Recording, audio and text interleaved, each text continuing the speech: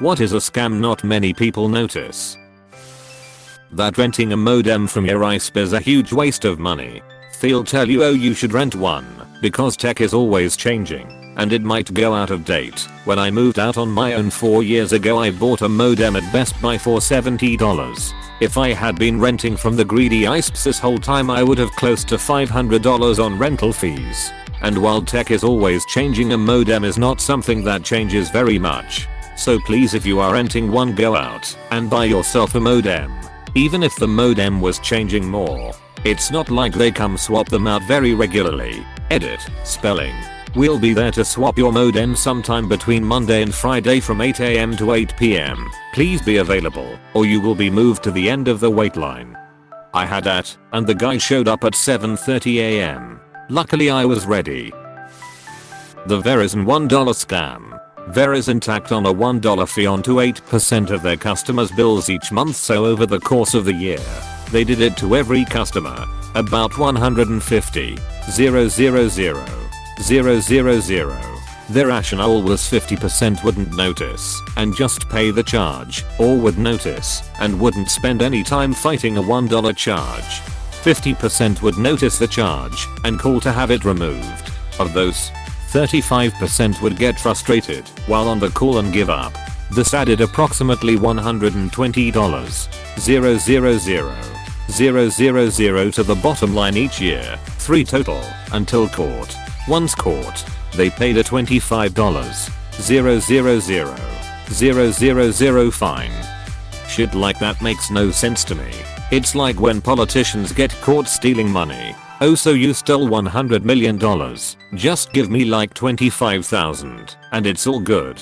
They should pay just as much money as they steal, or else they'll just keep doing it. I mean, that becomes a legit business strategy. Okay, we scam America for $100 million. We'll get fined $1 million. So we make $99 million. Then we just do it again. It's forever money. Apostrophe. The secret ingredient is crime. The ads on Facebook that say, "We're sorry to announce that we're closing our store." It's made to look like a page you might follow, but you have never heard of before, and that they might be suddenly offering huge deals. But it's like my dad always taught me, a lot of going out of business sales are really going out for business sales.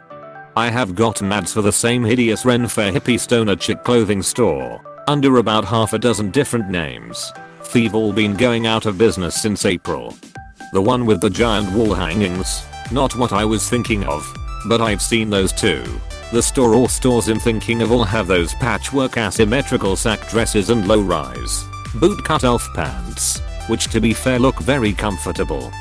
I get these too. They're cosplayer looking right. Facebook surveys. Something like "which Frozen character are you?" tricks users into giving out answers to common security questions. I'm sure a lot of those could get direct access to the user's account by just clicking on the link as well. 1. What's your favorite season? 2. What's your favorite fruit? 3. What's your mother's maiden name? 4. Would you rather have a pet reindeer or a talking snowman? 5. What street did you grow up on? Your result, Hans. But they are afraid the government wants to put a chip in them to control them and get their info. That's what I don't get. Do they not realize we all already have a chip in our hand? Most of us have had the chip in our hands for almost 20 years. And we even paid for it ourselves. Anyways, who has a suggestion for my next phone upgrade? When the value pack price is higher than the regular pack price, the trickier the grams to dollar conversion, the easier to trick people. Or the bottle says 33% more, but it isn't free, it's just a bigger package. Or the now 33% more, free. While sitting next to the old bottles, that is the exact same weight. They make the bottles skinnier and taller, but somehow people still fall for it. When a hiring company say "we work hard but play hard," it means everyone is overworked and an alcoholic. Mandatory happy hours. It's never mandatory, it's just for those that want to hang out after work. And is very career limiting if you don't go. I don't want to call it mandatory, so let's just call it compulsory. You've been voluntold. When the boss says we're a family, we a family. Except I can disown you anytime I want, if it means me being better off. Because it now. Duck the worker's life lol. So just like my real family. F. That shop with the closing down sale that's lasted years. They ain't never closing down. I knew a furniture store that did this. Their lease ended in 3 years and they were like duck it. So they had a 3-year closing sale and, just when people were really getting to this point, they actually closed. Printer ink. When I was using a home printer I found it was cheaper to buy a new printer. I recently bought a printer which came with starter cartridges, i.e. pretty much empty, and requiring new ink almost immediately. So this little workaround didn't work for me. It also makes me feel guilty about adding more electronics waste into the world, although the last printer actually blew up. Funerals. People often want to buy more expensive coffins to honor their loved ones, and in turn the company's selling them profit. My dad literally wanted an old pine box. He told my mom that constantly. When my parents were picking out a coffin for my grandmother, he gasped L. There it is. The old pine box was in a corner, covered in cobwebs. My mom replied, Patrick, your family will never forgive me if I put you in that. His family all found it hilarious. When he did pass, my mom got him something simple, but not a pine box.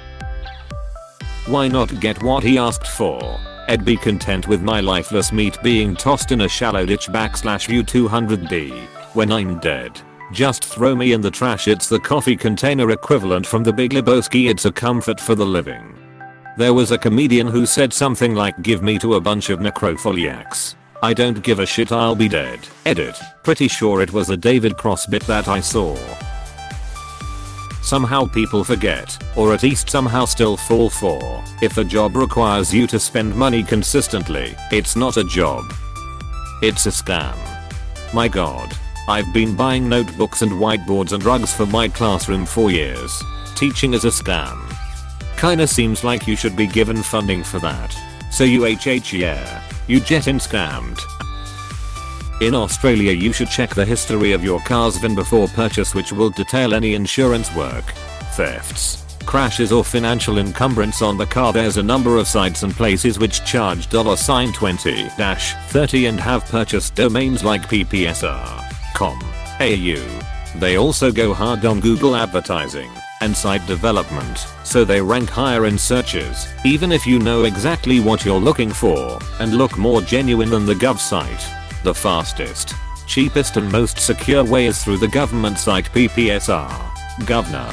au. It's about $3. The other sites do not give you extra information and are slower. They literally just order the gov ppsr and repackage it. You can also check registration expiry free online.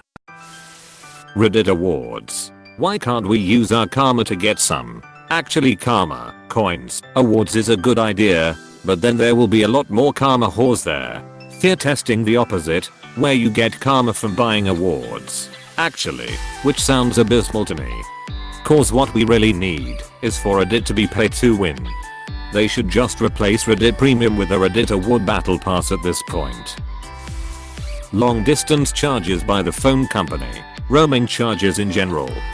I can sort of understand if you're calling to / from another country, but it really shouldn't cost extra to phone someone from the other side of the state / province. Not even that. If you call on the phone from Europe to America or the other way around, it costs a fortune. But if you connect to that McDonald's Wi-Fi and speak on WhatsApp / Messenger / WeChat, it's completely free. That's the scam. Oh yeah, that's ridiculous. It shouldn't matter where you are or what network you're on. You either have a signal or you don't. Toilet paper rolls decreasing in width every year. Same cost but you get less paper. Shrinkflation. Every company does this. It's the tried and true method as it's mostly psychology. A person won't realize the product is slightly smaller. They will realize if the price goes from $9.99 to $10.99. Tuna is a great example. Take a look at old recipe books from before the 1980s and you'll see they assume a can of tuna is 5 ounces. You can't buy that size anymore because they are now 5 ounces. Even Tuna Helper had to change the recipe on the box to say either put in 1 or 2 cans depending on your preference. Yeah, same with 16 ounce cans or jars of eggs, sauces, etc. Many are shrinking. You can see it with packaged goods as usually new look, same great taste. Usually that means that box of Triscuits are 5% smaller for the same price. Like geez, just let me pay a few more cents and that way I don't have to waste as much packaging buying more. Companies like Ticketmaster with their ridiculous service fees for online transactions. Oh, and then, when your concert is cancelled they refuse to give you back your $250. Duck StubHub. The wellness industry that promotes things like detox and other scams. There are many. It's a multi-billion-dollar industry. So much this. I had a friend say he was talking stuff to help cleanse him, and it was really expensive. I asked him what it was cleansing. He couldn't answer.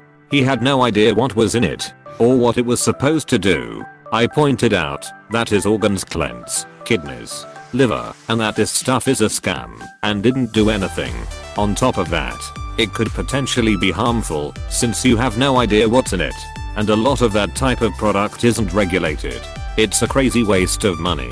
Eat properly and you will be fine.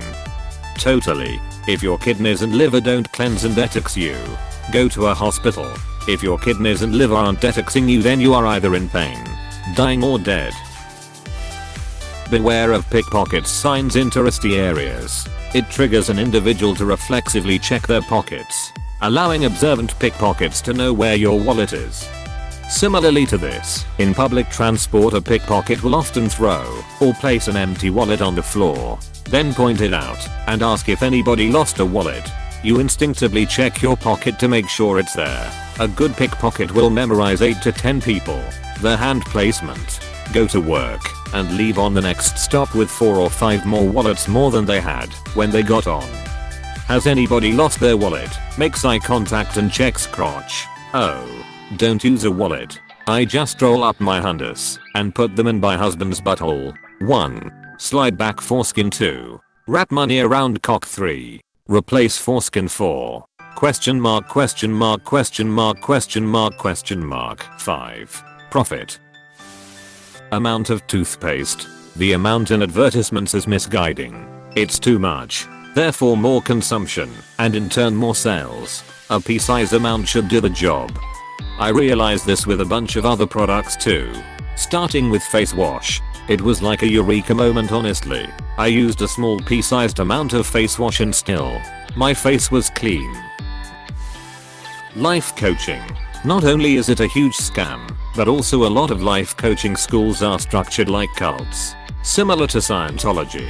Please beware. You trying to tell me the barely high school graduate, thrice divorced alcoholic who is upside down on her subprime mortgaged house isn't a good person to take any and all advice from? For some reason, when I turned 30, a bunch of friends suddenly decided to change careers and become life coaches. Let's just say they weren't my successful friends, or my moderately successful friends, or my unsuccessful but emotionally stable and happy friends. Life coaching is the new day trading. I work in a store. It's a small scam, but when people pretend not to have enough money at the checkouts it's annoying.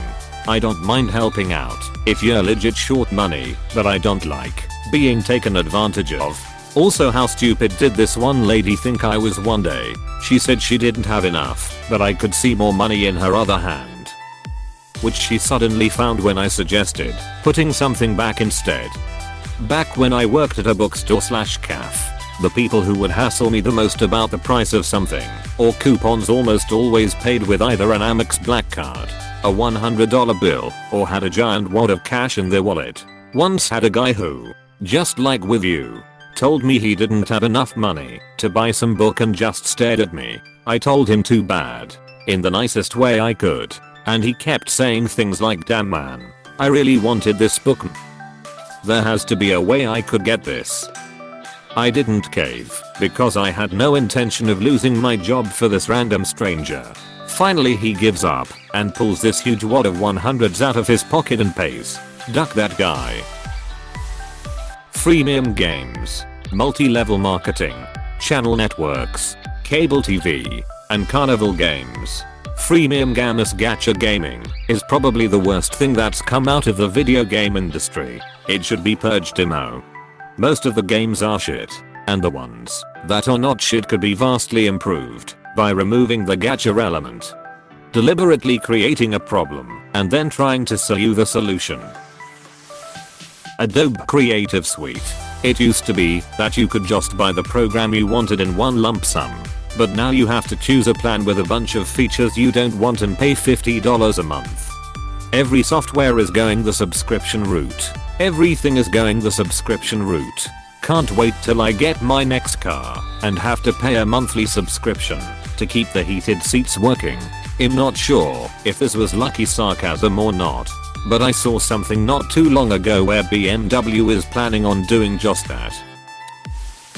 Hey, thanks for watching, and don't forget to subscribe.